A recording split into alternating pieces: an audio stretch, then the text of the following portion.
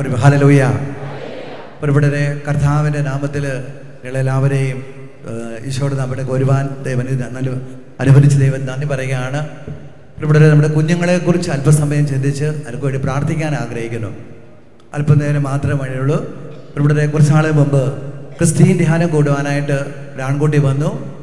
ദൈവകൃപയാൽ അവനെ ദൈവം സ്പർശിച്ചു, അനുഗ്രഹം പ്രാപിച്ചു.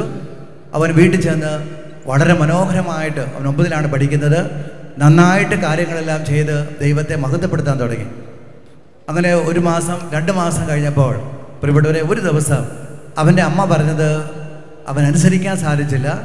അവൻ പഴയതുപോലെ അറിയാതെ തർക്കുത്തരം പറഞ്ഞു. അപ്രകാരം തർക്കുത്തരം പറഞ്ഞപ്പോൾ അവൻ്റെ അമ്മ എടുത്ത വായിക്ക് അവനെ നോക്കിയിട്ട് ഇപ്രകാരം പറഞ്ഞു, എടാ, നിന്നെ 500 രൂപ മുടക്കി ധ്യാനത്തിന് വിട്ടത് വെറുതെ ആയി പോയല്ലോ എന്ന് പറഞ്ഞു. ഈ വാക്ക് കേട്ട് കുട്ടിക്ക് ഭയങ്കര വിഷമമായി. ഈ കുട്ടി എന്ത് ചെയ്തു? അകത്ത് മുറിയിൽ കയറി കതകടച്ചു. അവനൊരു കാര്യം ചെയ്തു, മറ്റൊന്നുമല്ല, അവൻ്റെ അമ്മ 5 വർഷമായിട്ട് ധ്യാനങ്ങൾ കൂടാൻ പോകുന്നുണ്ടായിരുന്നു. ആ അമ്മയ്ക്കൊരു പ്രത്യേകത ഉണ്ടായിരുന്നു. ധ്യാനത്തിൽ ലഭിക്കുന്ന പാഠപുസ്തകം, പ്രാർത്ഥനാ പുസ്തകം, ബാഡ്ജ് എല്ലാം വീട്ടിൽ സൂക്ഷിച്ചു വെക്കുമായിരുന്നു. പ്രിയപ്പെട്ട മാതാപിതാക്കളെ, ഈ മകൻ എന്ത് ചെയ്യുന്നറിയാവോ? അമ്മയുടെ ബാഡ്ജ് എല്ലാം കൂടെ എണ്ണയെടുത്തു.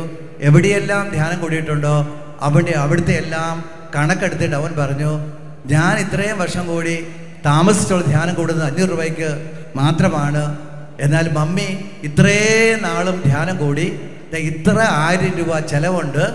പക്ഷേ മമ്മിയും പപ്പായായിട്ടുള്ള വഴക്കിന് യാതൊരു മാറ്റവുമില്ല. എൻ്റെ പ്രിയപ്പെട്ട മാതാപിതാക്കളെ, കുഞ്ഞുങ്ങൾ നമ്മുടെ ഹൃദയത്തെ നോക്കുകയാണ്. ഈ കുട്ടിയെ സംബന്ധിച്ചോളം, ഈ കുട്ടി 9ലാണ് പഠിക്കുന്നത്. അവന് വളരെ മിടുക്കനായിട്ട്, അവൻ എന്നോട് പങ്കുവച്ചാണ്, വളരെ മിടുക്കനായിട്ട് ദൈവകൃപയിൽ 2 മാസം നിന്നു. അബദ്ധത്തിലൊരു തെറ്റ് വന്നപ്പോൾ അവൻ്റെ അമ്മയ്ക്ക് അവനെ ഉൾക്കൊള്ളാൻ സാധിച്ചില്ല. അമ്മയുടെ വായിൽ നിന്ന് നെഗറ്റീവായി വാക്ക് പുറപ്പെട്ടു. എൻ്റെ പ്രിയപ്പെട്ട മാതാപിതാക്കളെ, ഇന്ന് ഈ വൈകുന്നേര സമയത്ത് നിങ്ങളോട് പറയാൻ ഒന്നേ ഉള്ളൂ. ഒരു കുട്ടിയുടെ എന്തെല്ലാം പ്രവൃത്തിയോ കുട്ടിയുടെ റിസൾട്ടിനേക്കാളും നമ്മൾ പ്രാധാന്യം അർഹിക്കും നോക്കേണ്ടത്, എൻ്റെ പ്രിയപ്പെട്ട മാതാപിതാക്കളെ, കുട്ടിയുടെ ആത്മാവിൻ്റെ രക്ഷയാണ്. Praise the Lord. Hallelujah. Hallelujah. അത് മത്തായിയുടെ സുവിശേഷം 18:14 നമ്മൾ ഇപ്രകാരം വായിക്കുന്നുണ്ട്. അവിടെ വായിക്കുന്നതാണ്, ഈ ചെറിയവരിൽ ഒരുവൻ പോലും നശിച്ചു പോകുവാൻ എൻ്റെ സ്വർഗസ്വനായ പിതാവ് ആഗ്രഹിക്കുന്നില്ല. ഒരു കുട്ടി പോലും നശിക്കാൻ ദൈവം ആഗ്രഹിക്കുന്നില്ല. പ്രിയപ്പെട്ടവരെ, ഈശോ ഈ ഭൂമിയിലേക്ക് വന്നത് നമ്മുടെ എല്ലാവരുടെയും ആത്മരക്ഷയ്ക്ക് വേണ്ടിയാണ്. അതുകൊണ്ടാണ് ദൈവത്തിൽ വിശ്വസിക്കുന്ന ഏതൊരു വ്യക്തി, യോഹന്നാൻ 3:16 വായിക്കുന്നത്, ദൈവത്തിൽ വിശ്വസിക്കുന്ന ഏതൊരു വ്യക്തിയും നശിച്ചു പോകാതെ നിത്യജീവൻ പ്രാപിക്കുന്നതിന് വേണ്ടി തൻ്റെ ഏകജാതനെ നൽകാൻ തക്കവണ്ണം ദൈവം ലോകത്തെ അത്രമാത്രം സ്നേഹിച്ചു. യേശു ഈ ഭൂമിയിലേക്ക് വന്നത്, പ്രിയപ്പെട്ടവരെ, നമുക്കെല്ലാവർക്കും നിത്യജീവൻ തരുവാനായിട്ടാണ്. നമ്മുടെ കുഞ്ഞുങ്ങൾക്ക് നിത്യജീവൻ തരുവാനായിട്ടാണ് യേശു ഈ ഭൂമിയിലേക്ക് വന്നത്. അവിടെയാണ് പ്രിയപ്പെട്ടവർ, ബൈബിൾ നമ്മൾ നോക്കുമ്പോൾ യോഹന്നാന്റെ സുവിശേഷം അതിൻ്റെ 19-ാം അധ്യായത്തിൽ നമ്മൾ എടുക്കുമ്പോൾ കാണാനായിട്ട് സാധിക്കും. യോഹന്നാൻ 19 അതിൻ്റെ 31-32 വാക്യങ്ങളിൽ 2 കള്ളൻ്റെയും കാല് തകർക്കപ്പെടുത്തായിട്ട് പറയുന്നുണ്ട്. യോഹന്നാന്റെ സുവിശേഷം. വീണ്ടും ലൂക്കായുടെ സുവിശേഷം 23-ാം അധ്യായം 39 വാക്യങ്ങൾ കാണാൻ സാധിക്കും. യേശുവിൻ്റെ 2 സൈഡിലും 2 കള്ളന്മാരെ തറയ്ക്കുന്നു. അതിൽ ഒരു കള്ളൻ എന്ത് ചെയ്യുന്നു?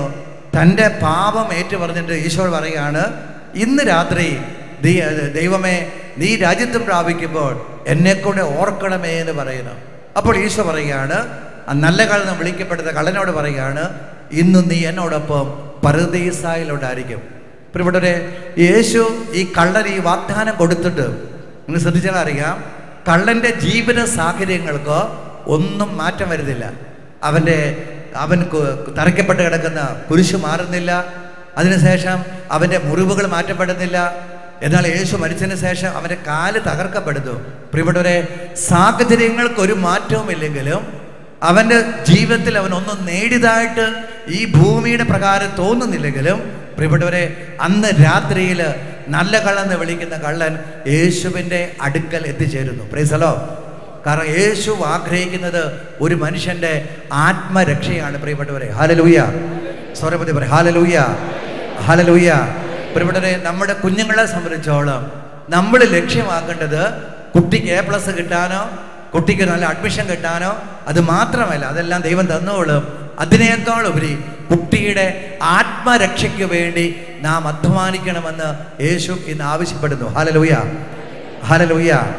അതുകൊണ്ടാണ് പ്രിയപ്പെട്ടവരെ, കർത്താവ് ഈശോ വീണ്ടും പറയുന്നുണ്ട് ജോബിന്റെ പുസ്തകത്തിൽ അതിന്റെ 1-ാം അധ്യായം 21-ാമത്തെ വാക്യം വായിക്കുമ്പോൾ നമുക്ക് കാണാനായിട്ട് സാധിക്കും. 1:21 ദൈവം തന്നു, ദൈവം എടുത്തു എന്നാണ് പറയുന്നത്. അദ്ദേഹത്തിന്റെ മക്കൾക്ക് ദൈവം അനുവദിച്ചിട്ടൊരു അപകടമുണ്ടാകുന്നു. ആ അപകടത്തിൽ മക്കളെല്ലാവരും മരിച്ചപ്പോൾ അദ്ദേഹം പറയുന്ന മനോഹരമായ വാക്കാണ് ദൈവം തന്നു, ദൈവം എടുത്തു. എല്ലാവരും ഒന്ന് പറയാം, ദൈവം തന്നു, ദൈവം എടുത്തു. അപ്രകാരം പറയാൻ പറ്റിയത് എന്തുകൊണ്ടാണെന്ന് ചോദിച്ചാൽ, ജോബിന്റെ പുസ്തകത്തിൽ 1-ാം അധ്യായം അതിന് 5-ാം വാക്യത്തിൽ നമ്മൾ ഇപ്രകാരം വായിക്കുന്നു. എൻ്റെ പ്രിയപ്പെട്ടവരെ, 1:5 സൽക്കാര ദിവസങ്ങൾ കഴിയുമ്പോൾ, അവരുടെ മക്കളെല്ലാവരും കഴിയുമ്പോൾ, പുത്രന്മാർ പാപം ചെയ്ത് ദൈവത്തിന്റെ അപ്രീതിക്ക് പാത്രമുണ്ടായിട്ടോ എന്ന് വിചാരിച്ച് ജോബ് അവരെ വിളിച്ചു വരുത്തി ശുദ്ധീകരിക്കുകയും അതിരാവിലെ എഴുന്നേറ്റ് ഓരോ പുത്രനും വേണ്ടി ദഹന ബലി അർപ്പിക്കുകയും ചെയ്യുമായിരുന്നു. പ്രിയപ്പെട്ടവരെ, ഒരു മാതാപിതാക്കൾ എന്ന നിലയിൽ ജോബ് തൻ്റെ കുഞ്ഞുങ്ങൾക്ക് വേണ്ടി അതിരാവിലെ എഴുന്നേറ്റ് ബലിയർപ്പിക്കുന്നു. അത് മാത്രമല്ല, ബലിയർപ്പിക്കാൻ കാരണം ഇതാണ്, നമ്മുടെ പൊന്നോമന മക്കൾ, അദ്ദേഹത്തിൻ്റെ മക്കള് പാപം ചെയ്തിട്ടുണ്ടാവാം. പാപം ചെയ്തു എന്ന് പറയുന്നില്ല, പാപം ചെയ്തിട്ടുണ്ടാവാം എന്ന് കരുതി അദ്ദേഹം അതിരാവിലെ എഴുന്നേറ്റ്, എൻ്റെ പ്രിയപ്പെട്ട മാതാപിതാക്കളെ, തൻ്റെ മക്കൾക്ക് വേണ്ടി അദ്ദേഹം പാപപരിഹാര ബലി അർപ്പിക്കുന്നു. ഹല്ലേലൂയ. ഇവിടെ ഇരിക്കുന്ന എല്ലാ മാതാപിതാക്കളും, എൻ്റെ പ്രിയപ്പെട്ട മാതാപിതാക്കളെ, നമ്മൾ ഈ ലോകത്ത് നമ്മുടെ കുഞ്ഞുങ്ങൾ വളർന്നു വരുമ്പോൾ, നമ്മുടെ മക്കൾ പല സ്ഥലത്ത് പഠിക്കാൻ പോകുന്നുണ്ടായിരിക്കാം. പഠിക്കാൻ പോകുമ്പോൾ നമ്മുടെ ലക്ഷ്യം ഇതാണ്, നമ്മുടെ കുട്ടി പാപം ചെയ്തിട്ടുണ്ടാവാം എന്ന് തിരിച്ചറിഞ്ഞ് ആ കുട്ടിക്ക് വേണ്ടി പാപ പരിഹാര ബലി അർപ്പിക്കാൻ ദൈവം നമ്മളെ വിളിക്കുന്നു. അതെന്തിനു വേണ്ടിയാന്ന് ചോദിച്ചാൽ, ഒരു മനുഷ്യന്റെ ആത്മാവിനെ നഷ്ടപ്പെടുത്തുന്നത് പാപമാണ്. റോമാലേഖനം 6:23 നമ്മൾ ഇപ്രകാരം വായിക്കുന്നു, പാപത്തിന്റെ ശമ്പളം മരണമത്രേ, ദൈവത്തിന്റെ ദാനമാകട്ടെ നമ്മുടെ കർത്താവായ യേശു ക്രിസ്തു വഴിയുള്ള നിത്യജീവനം. ഒരു കുട്ടിക്ക് നിത്യജീവൻ സ്വന്തമാക്കാൻ തടസ്സമായി നിൽക്കുന്ന പാപമാണ്. ഈ പാപത്തിന്റെ പരിഹാരം എന്ന് പറയുന്നത് യേശു ക്രിസ്തുവാണ്. അല്ലയോ പ്രിയപ്പെട്ട മാതാപിതാക്കളെ, നമ്മൾ നമ്മുടെ കുഞ്ഞുങ്ങൾക്ക് വേണ്ടി അതിരാവിലെ എഴുന്നേറ്റ് ബലിയർപ്പിച്ച് മക്കൾക്ക് വേണ്ടി പ്രാർത്ഥിച്ചാൽ, ജീവിതയാത്രയിൽ മക്കൾ എപ്പോൾ ഈ ഭൂമിയിൽ നിന്ന് വേർപെട്ടാലും, സ്വർഗത്തിലെ ഈ മരണം വഴി വേർപെട്ടാലും, ജോബ് പറയുന്നത് പോലെ നമുക്ക് പറയാൻ സാധിക്കും, ദൈവം തന്നു, ദൈവം എടുത്തു. ഹല്ലേലൂയ. സ്വരമതി ഹല്ലേലൂയ. ശക്തിയോടെ പറ ഹല്ലേലൂയ. അതിന് നമ്മൾ ചെയ്യേണ്ട ഒരു കാര്യമുള്ള പ്രിയപ്പെട്ടവരെ, മിക്കായുടെ പുസ്തകം 2-ാം അധ്യായം 9-ാമത്തെ വാക്യം, മിക്ക പ്രവാചകന്റെ പുസ്തകം 2:9 ബൈബിൾ ഇപ്രകാരം പഠിപ്പിക്കുന്നു, അവരുടെ ശിശുക്കളിൽ നിന്ന് എൻ്റെ മഹത്വം എന്നേക്കുമായി നിങ്ങൾ അപഹരിക്കുന്നു. വചനം പറയാണ്, കുട്ടിയുടെ ഹൃദയത്തിൽ നിന്ന് ദൈവത്തിൻ്റെ മഹത്വം മോഷ്ടിക്കരുത്, നഷ്ടപ്പെടുത്തി കളയരുത്. എന്ന് വെച്ചാൽ പ്രിയപ്പെട്ട മാതാപിതാക്കളെ, നമ്മുടെ കുഞ്ഞുങ്ങളുടെ ഏതൊരു കാര്യത്തിനും ദൈവത്തിനായിരിക്കാം പ്രാധാന്യം കൊടുക്കേണ്ടത്. കുട്ടിക്ക് ഇച്ചിരി മാർക്ക് കുറഞ്ഞോ, അല്ലെങ്കിൽ കുട്ടിക്ക് ഇച്ചിരി ആരോഗ്യപരമായിട്ട് കുറവ് വന്നോ, അപ്പോഴും നമ്മൾക്ക് പ്രാധാന്യം കൊടുക്കേണ്ടത് ദൈവത്തിൻ്റെ മഹത്വമാണ്. മക്കളോട് ചേർത്ത് പിടിച്ചിട്ട് നമുക്ക് പറയാൻ സാധിക്കണം, മക്കളെ, ദൈവം അറിയാതെ ഒന്നും സംഭവിക്കത്തില്ല. ദൈവം നിനക്ക് മാർക്ക് കുറഞ്ഞത് ദൈവം അറിയുന്നുണ്ട്, മാർക്ക് കൂടിയാ ദൈവം അറിയുന്നുണ്ട്. നീ ദൈവത്തിൻ്റെതാണ്, നിന്നെ ദൈവം സ്വന്തമാക്കിയിരിക്കുന്നതാണ്, നീ ദൈവത്തിനായി മാറ്റപ്പെട്ട കുട്ടിയാണ്. ഈ കുട്ടിയുമായിട്ട് ഇടപാടിൽ എൻ്റെ പ്രിയപ്പെട്ട മാതാപിതാക്കളെ, ഏതൊരു സമയവും നമ്മൾ ദൈവത്തെ മഹത്വപ്പെടുത്തിക്കൊണ്ടിരിക്കുക. ഹല്ലേലൂയ. ഇപ്രകാരം ദൈവത്തെ മഹത്വപ്പെടുത്തുന്ന ഒരു മാതാപിതാക്കൾക്ക് തീർച്ചയായിട്ടും കുട്ടിയെ ചേർത്ത് പിടിക്കുവാൻ സാധിക്കും. കുട്ടി കുറവുകളുണ്ടായിരിക്കാം, കുറ്റങ്ങളുണ്ടായിരിക്കാം. എൻ്റെ പ്രിയപ്പെട്ട മാതാപിതാക്കളെ, നിങ്ങൾ ചേർത്ത് പിടിച്ചാൽ ആ കുട്ടി ഇന്നല്ലെങ്കിൽ നാളെ ദേശത്തിന്, സഭയ്ക്ക് ഒരു അനുഗ്രഹമായി കുഞ്ഞു മാറും. Price the Lord. ഹല്ലേലൂയ. എനിക്ക് ഒറ്റ വാക്കേ നിങ്ങൾക്ക് പറയാനുള്ളൂ പ്രിയപ്പെട്ടവരെ, നിങ്ങളുടെ കുഞ്ഞ് ഏതൊരവസ്ഥയിലാണെങ്കിലും, ഒരുപക്ഷെ അവനിപ്പോൾ നല്ലവനായിരിക്കാം, മോശക്കാരനായിരിക്കാം, നിങ്ങൾ ഭയപ്പെടരുത്. മറിച്ച് പ്രിയപ്പെട്ടവരെ, നിങ്ങൾ കുട്ടിയെ ചേർത്ത് പിടിക്കുക. കാരണം കുട്ടിയുടെ ആത്മാവിനാണ് രക്ഷ വേണ്ടത്. ശരീരത്തിന് രക്ഷ ഏതാനും ദിവസം കൊണ്ട് തീരും. ബുദ്ധിപരമായിട്ട് കഴിവ് കിട്ടിയാൽ പഠിത്തം കഴിയുമ്പോഴേക്കും ബുദ്ധി തീരും. എന്നാൽ പ്രിയപ്പെട്ടവരെ, വേണ്ടത് ഹൃദയത്തിലാണ്. അതുകൊണ്ടാണ് റോമാലേഖനം അതിൻ്റെ 2-ാം അധ്യായം 28-29 വാക്യങ്ങളിൽ ഈശോ ഇപ്രകാരം പറയുന്നത്: ബാഹ്യമായിട്ട് നിങ്ങൾ ക്രിസ്ത്യാനിയായിരിക്കുക, യഹൂദനായിരിക്കുന്നവനല്ല യഥാർത്ഥ യഹൂദൻ. യഥാർത്ഥ പരിച്ഛേദനം ബാഹ്യമോ ശാരീരികമല്ല, ആന്തരികമായി യഹൂദനായിരിക്കുന്നവനാണ് യഥാർത്ഥ യഹൂദൻ. ഹൃദയത്തിൽ നടക്കുന്ന പരിച്ഛേദനമാണ് യഥാർത്ഥ പരിച്ഛേദനം. അത് ആത്മീയമാണ്. പ്രിയപ്പെട്ടവരെ, മാതാപിതാക്കളെ, നമ്മൾ ഹൃദയത്തിൽ ഒരു മാറ്റം വരുത്തിക്കൊണ്ട് നമ്മുടെ കുഞ്ഞ് വിശുദ്ധനായിരിക്കുമ്പോഴും പാപിയായിരിക്കുമ്പോഴും കുഞ്ഞിനെ ചേർത്ത് പിടിച്ചാൽ ആ കുട്ടി ഇന്നല്ലെങ്കിൽ നാളെ തീർച്ചയായിട്ടും അനുഗ്രഹത്തിൻ്റെ വലിയൊരു കുട്ടിയായിട്ട് മാറ്റപ്പെടുക തന്നെ ചെയ്യും. Price the Lord. ഞാൻ ഓർക്കുന്നു, ഞാൻ എൻ്റെ കുടുംബത്തിൽ ഞങ്ങൾ 3 മക്കളാണ്. 2ാമത്തെ കുട്ടിയാണിരുന്നു ഞാൻ. എൻ്റെ വീട്ടിലെ ഏറ്റവും കഴിവ് കുറഞ്ഞ വ്യക്തിയും ധാരാളം അല്ലെങ്കിൽ ഒരു കഴിവുമില്ലാത്തൊരു വ്യക്തിയായിട്ട് വളർന്നു വന്നാണ്. എൻ്റെ മാതാപിതാക്കൾ ചെറുപ്പത്തിൽ എന്നെ ഒത്തിരിയധികം സ്നേഹിച്ചിരുന്നു. ആ കൂടെ അവർ നിന്റെ ഭാവി ഓർത്ത് ഭയങ്കര വിഷമമെന്ന് പറയും. എൻ്റെ പപ്പായും മമ്മിയൊക്കെ ഒരു ഇടതുപക്ഷ ചിന്താഗതിക്കാരും അങ്ങനെ പ്രവർത്തകരായിരുന്നു. ഞങ്ങളെ ആരെയും പള്ളിയിലൊന്നും വിട്ടിട്ടില്ലായിരുന്നു. എന്നാൽ പ്രിയപ്പെട്ട മാതാപിതാക്കളെ, ദൈവത്തിൻ്റെ കൃപയിൽ ഞങ്ങൾ അന്ന് ദൈവത്തെ അറിയാമല്ലെങ്കിലും ഷട്ടിൽ ബാഡ്മിൻ്റൺ നന്നായിട്ട് കളിക്കാനൊക്കെ തുടങ്ങി. സ്റ്റേറ്റ് ലെവലിലൊക്കെ ചാമ്പ്യൻഷിപ്പൊക്കെ നേടിയെടുത്തു. പക്ഷേ പിന്നീട് വലിയ തകർച്ച വന്നപ്പോൾ പ്രിയപ്പെട്ടവരെ, 1-ാം പ്രമാണം ലംഘിച്ച് പല തെറ്റായ വഴി കൂടെ പോയി. അപ്പോൾ എൻ്റെ പപ്പായ്ക്ക് തോന്നി, നെഗറ്റീവ് ഉണ്ടെങ്കിൽ പോസിറ്റീവ് ഉണ്ടല്ലോ. അതിൽ അന്വേഷണത്തിലാണ് എൻ്റെ പ്രിയപ്പെട്ട പപ്പായും മമ്മിയും എൻ്റെ പെങ്ങളും ഒക്കെ ധ്യാനം കൂടി യേശു അനുഭവത്തിൽ വന്നു. യേശു അനുഭവത്തിൽ വന്നപ്പോൾ എൻ്റെ പ്രിയപ്പെട്ട മാതാപിതാക്കളെ, ജോഷുവയുടെ പുസ്തകം 24:15 ഒരു വാക്യമായിട്ടാണ് വീട്ടിൽ വന്നത്. ഞാനും എൻ്റെ കുടുംബമോ ഞങ്ങൾ കർത്താവിനെ സേവിക്കും. പ്രിയപ്പെട്ടവരെ, അവരുടെ വീട്ടിൽ അവരുടെ ജീവിതത്തിൽ മാറ്റം വന്നു. ഞങ്ങളുടെ കുടുംബത്തിൽ പ്രാർത്ഥന ആരംഭിച്ചു. പിറ്റേ വർഷം ചേട്ടൻ ധ്യാനം കൂടി ദൈവാനുഭവത്തിൽ വന്നു. അതിനടുത്ത വർഷം ദൈവകൃപയാൽ എനിക്കും ധ്യാനം കൂടാൻ ദൈവം വന്നു.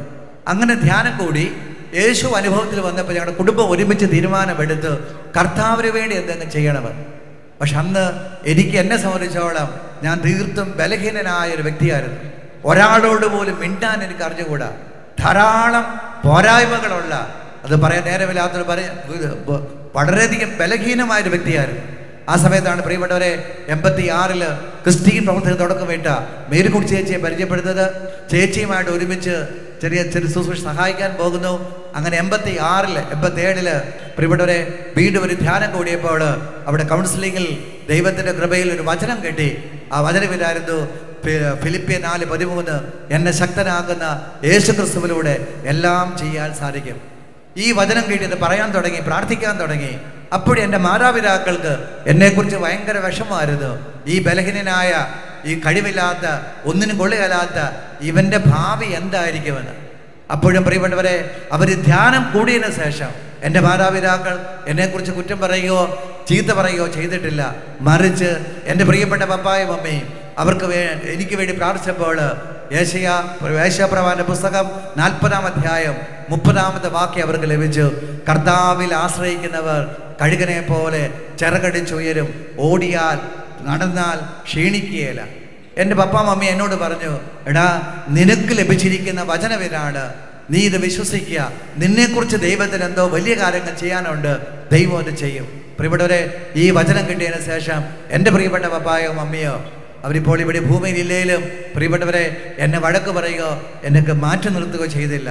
ഇന്ന് അഭിമാനത്തോടുകൂടി യേശുവിനെ മഹത്വപ്പെടുത്തിക്കൊണ്ട് പറയാനായിട്ട് സാധിക്കും. മറ്റൊന്നുമല്ല, 1 കൊരിന്ത്യർ 15:10 നമ്മൾ വായിക്കുന്നു, ഞാൻ എന്തായിരിക്കുന്നു ദൈവകൃപയാലാണ്. അത് എന്നെ ശക്തനാക്കുന്ന യേശുക്രിസ്തു ദൈവത്തിൻ്റെ കൃപയിൽ പ്രവർത്തിക്കാൻ ആരംഭിച്ചപ്പോൾ പ്രിയപ്പെട്ടവരെ, ഇന്ന് നിങ്ങളുടെ മുമ്പിൽ ധൈര്യപൂർവ്വം നിന്ന് വചനം പറയുവാൻ ദൈവം കൃപ തന്നു. Price the Lord. ഹല്ലേലൂയ. എന്നെ ഉയർത്തിയ കർത്താവ്, എന്നെ അനുഗ്രഹിച്ച കർത്താവ് നിങ്ങളുടെ മക്കളെയും അനുഗ്രഹിക്കും. നിങ്ങളുടെ മക്കളെക്കുറിച്ച് ഇപ്പോൾ എന്തെല്ലാം മോശമായ നിങ്ങൾക്ക് വിഷമമുണ്ടെങ്കിലും നിങ്ങൾ പേടിക്കരുത്. കർത്താവ് നിങ്ങളുടെ കുഞ്ഞുങ്ങളെ അനുഗ്രഹിക്കും. നിങ്ങളുടെ കുഞ്ഞുങ്ങളെ അനുഗ്രഹിക്കും. കുഞ്ഞുങ്ങൾ അനുഗ്രഹിക്കപ്പെടാൻ ഒരു വഴിയായിട്ട് ജോബ് നമുക്ക് മാതൃകയായിട്ട് തരുന്നു. അതിരാവിലെ എഴുന്നേറ്റ് മക്കൾക്ക് വേണ്ടി ബലി അർപ്പിച്ച് പ്രാർത്ഥിക്കുക.